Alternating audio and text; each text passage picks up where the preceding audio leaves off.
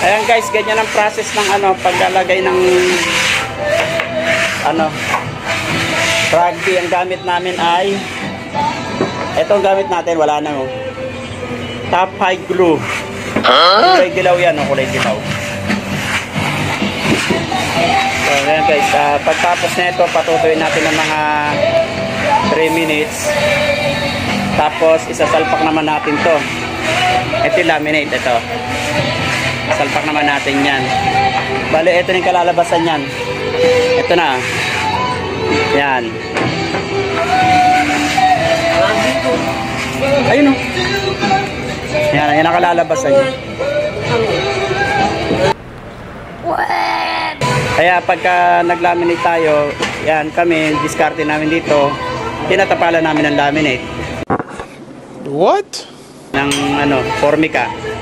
Tapos tsaka namin tatabasin. Siyempre lahat ng gilid dyan tatabasin natin ng papantayin natin. Kaya medyo mura. Pag order tayo kasi ng buo na nasa 3K, kaya lang hindi natin alam kung may reserva pa pag naubusan tayo. Hindi katulad nito, talagang pag wala na, likid na lang ulit tayo. Kinuha mo nito.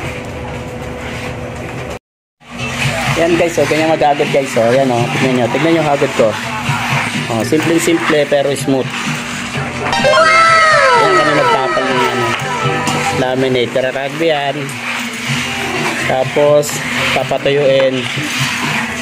Rugby sa kahoy, rugby sa laminate. Yan. Kailangan ganyan. Lahat kailangan malagyan.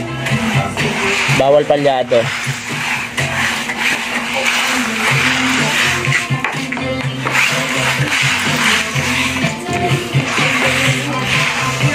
Tapos meron tayo rito pagito. Ito, tinuturuan natin. Ayan magiging birador na yan Batang bata pa yan. Pero pag natutuyo ng laminate yan, hindi natin sinasama sa trabaho to Akala nyo inaano natin yung mga bata. Hindi, 17 years old pa lang yan. Pero dito ko siya pinapatulong sa shop namin. Pero sa trabaho hindi pa siya pwede kasi baka tayo mayari. Ang galing mo, Anggoy. Ang galing. Pamangkin yan, para lang magkaroon siya ng baon tuwing papasok siya. Ang gawa niya sa akin dito, alas 8 hanggang alas 12, papasok yan ng alauna. So makakatulong tayo sa kanya, may pambaon siya. Sana all. Pero pag natuto yan, yung mga bata na dapat ganyang edad, para pag natuto sa modular, mahusay na, nagiging mahusay. Pwede na. So ayan. Tapos papatuyuin natin ng mga ilang minuto yan. So ayan. Tapos mamaya papakita ko sa inyo kung paano namin itapal. So ayan guys, ganyan kami magtapal.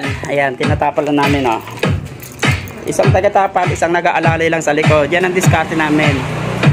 Oh my God! Wow! Hindi na kailangan ng mga may napanood kasi ko, tinapalan dito, nilagyan ng kahoy, nilapat to. Pero yan, sandali lang.